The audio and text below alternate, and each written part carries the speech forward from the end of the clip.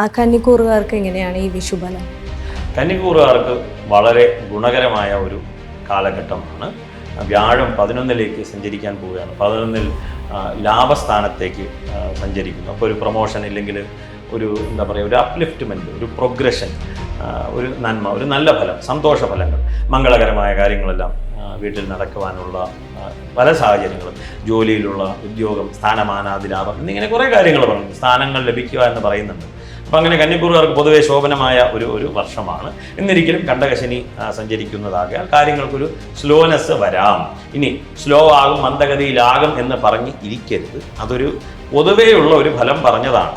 നമ്മുടെ പ്രവൃത്തി നമ്മൾ ചെയ്ത് മുന്നോട്ട് പോകണം.